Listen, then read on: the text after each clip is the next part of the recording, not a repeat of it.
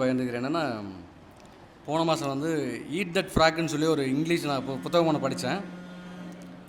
அது வந்து ஒரு ஆஃபீஸ் லைப்ரரியில் இருந்ததுனால அதை எடுத்துகிட்டு வந்து படித்தோம்.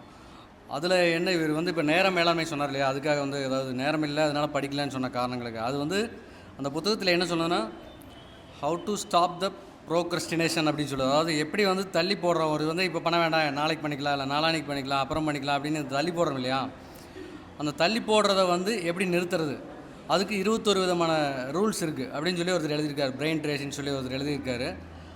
அதில் வந்து நம்மளோட இம்பார்ட்டன்ஸ் கொடுக்காதது எல்லாமே இந்த மாதிரி தள்ளி அப்புறம் பார்த்துக்கலாமே, அப்புறம் பார்த்துக்கலாமேன்னு சொல்லிகிட்டே வரும். அதில் ஒரு காரணம் இருக்குது. இவர் சொன்ன மேலாண்மை, அதாவது டைம் மேனேஜ்மெண்ட்டு. நம்ம எதுக்கு முக்கியத்துவம் கொடுக்கணும், எதுக்கு கொடுக்கக்கூடாது அப்படிங்கிறத பொறுத்து நம்ம டெசிஷன் எடுக்கணும். நம்ம முன்னால் இருக்கிற மிக கஷ்டமான, நம்ம எப்பவுமே இன்னொன்று ஒரு 10 வேலை இருக்குது அப்படின்னா அதில் எளிமையான வேலை எதுவோ அதை முதல்ல செய்வோம். கடினமானதை வந்து தள்ளி வச்சிடலாம். ஈவன் பள்ளிக்கூடத்தில் கூட அப்படி தான் சொல்லி தருவாங்க. முதல்ல தெரிஞ்ச கேள்விக்கு பூரா பதில் எழுதிடு, தெரியாத கடைசியில் உட்காந்து யோசி அப்படின்னு தான் சொல்கிறேன் இல்லையா. ஆனால் வாழ்க்கையில் நமக்கு வந்து வேலை செய்கிற இடங்களையோ அல்லது வீட்டிலையோ முதல்ல கஷ்டமானதை நீ எடு, எளிமையானதெல்லாம் மற்றவங்களுக்கு கொடுத்துரு. கஷ்டமானதை எடுத்து நீ முதல்ல அதை அட்டன் பண்ணி அதை சரி பண்ணு. அதை தான் யாருமே சரி பண்ண முடியாது. அதனால தான் ஈட் தட் ஃப்ராக்னு சொல்லி டைட்டில் வச்சுருக்கேன். அதாவது அந்த கஷ்டமானு சொல்கிறது தான் ஒரு தவளை, அதை யாரும் சாப்பிட முடியாது, நீ முன்னால் நின்று அதை சாப்பிடணும்னு சொல்லி சொல்லுவாங்க.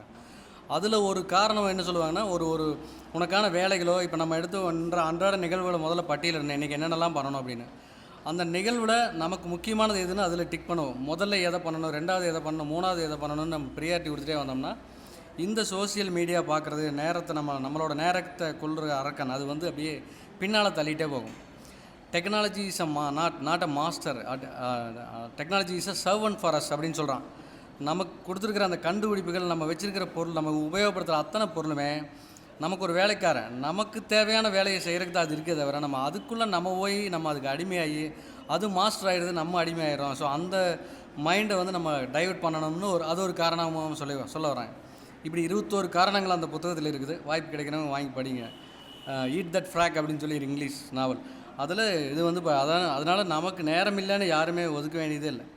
நாங்கள் பேசும்போது ஒருத்தர் சொன்னார், இந்த மாதிரி நான் ஒரு கம்பெனியில் வேலை செஞ்சேன் அப்படின்னு. அந்த கம்பெனியில் வேலை செஞ்சா அப்போ நிறைய டெக்னாலஜி உனக்கு தெரிஞ்சிருக்கேன் அப்படின்னாங்க. அவன் சொன்னால், இல்லை சார் நான் வெறும் 3 மாதம் தான் சார் வேலை செஞ்சேன் அப்படின்னா.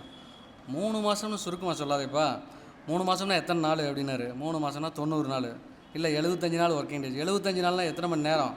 அப்போ 75 × 24 மணி நேரம் போட்டார். 24 மணி நேரம் போட்டு, இல்லை 8 மணி நேரம் ஒரு நாளைக்கு ஒர்க்கிங் டே போடு. அப்போ 8 56 560 மணி நேரம், 560 மணி நேரம், 560 × 60 போடு, 60 நிமிஷம். ஒரு மணி நேரத்துக்கு 60 நிமிஷம் தானே, எத்தனை நிமிஷம் அப்படின்னா 3000 நிமிஷம் உள்ளே இருந்திருக்கிற நீ என்ன 3 மாதம்னு சர்வசாதாரணமாக சொல்கிறேன். ஸோ நம்மளோட ஃபோக்கஸ் எப்படி இருக்கணும்னு பாருங்கன்னு சொல்லி நம்மளோட அந்த சிந்தனையை வந்து மாற்றி யோசிக்க வைக்கிறான். ஸோ அந்த மாதிரியான ஒரு ஒரு ஒரு என்ன சொல்கிறது, ஒரு ஐடியாலஜி வந்து அந்த புத்தகம் கொடுக்குது. வாய்ப்பு இருக்கிறவங்க வாங்கி படிங்க, கண்டிப்பாக அது சப்போர்ட் ஆகும். அது மாதிரி நேரம் நம்ம வந்து போடுவோம். நன்றி.